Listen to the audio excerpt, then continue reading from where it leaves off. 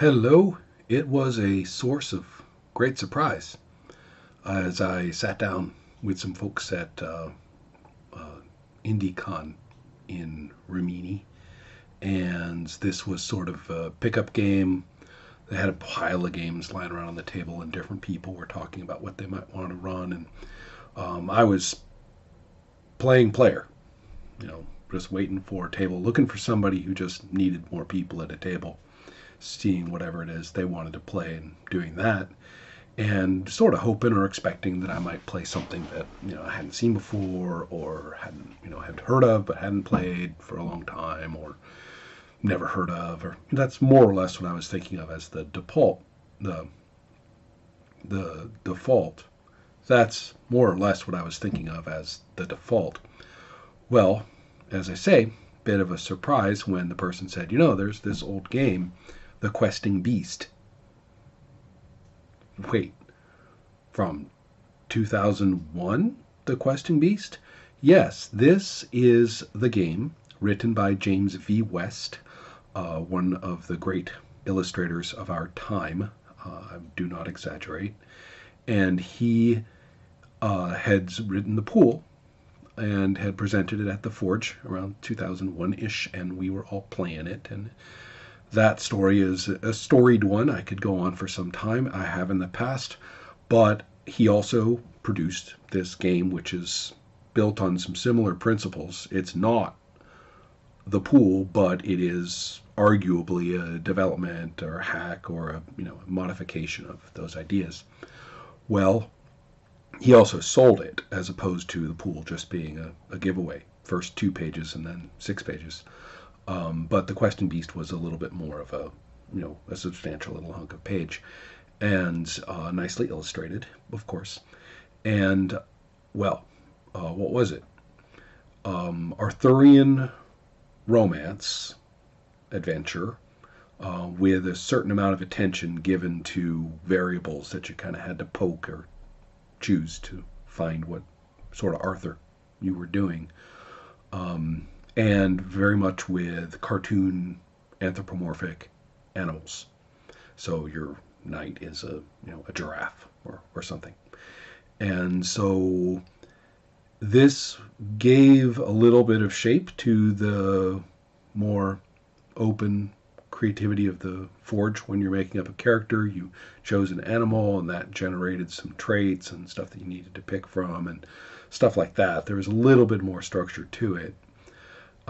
But what the setting was and how magic worked, if it did, and what sort of grit we were talking about, and what kind of Arthur and what kind of Arthur story. These things, are the idiom. You sort of work it out and play that. Now, I really have always been a pool boy, as opposed to a questing beaster. And in terms of these two games, and why is that? And why do I always just have that reaction the minute the words come up? I say that one. And there are a couple of reasons. In fact, to the point where when I sat down to play with people with this material, I would typically use the pool, although I would adopt the introductory setting ideas from the Questing Beast because it's quite compelling. And but I would just play the pool with it. Well, okay, why? Why number one? In the pool, for resolving a thing, and you roll your dice, and if you get a 1, you succeed. And that's the mechanic. Now, the auxiliary mechanics are real clear. If you succeed, you have a choice. You either take a monologue of victory, narrate the outcome as you see fit, or take a +1 or add a die to your own pool. Now, you should understand that when you roll, you are always rolling at least a die, and you get more dice for a trait. But you can gamble from out of your pool. And if you fail the roll, then those go away. Okay, it's real straightforward, and there's a nice little diagram. I've made the diagram, I've presented it, I've talked about it at length. I mean, there's a whole library of poolness here at Adepts Play. The Questing Beast is different in that if you roll and you get a 1, any ones, then you succeed. If you roll and you get a 6 with no ones, any 6s, then you fail. And if you roll anything in between, that is to say neither 1s nor 6s, you get what's called a guided event.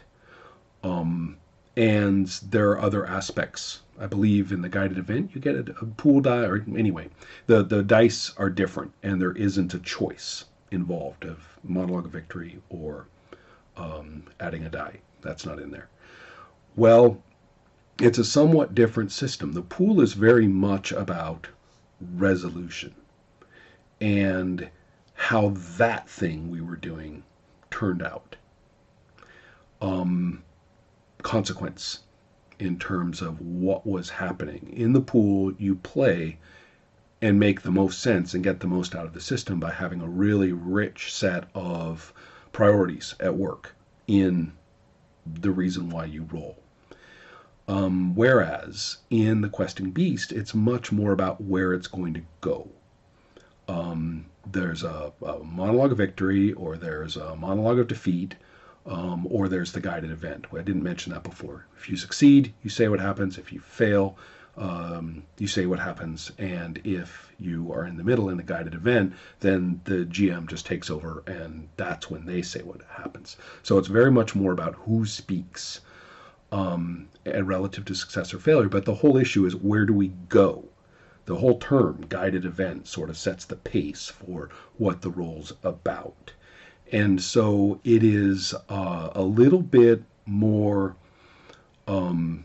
story-ish, if you want to look at it that way, in the sense of generating a kind of a, and then this happens and we go there, or because of this, then, this occurs.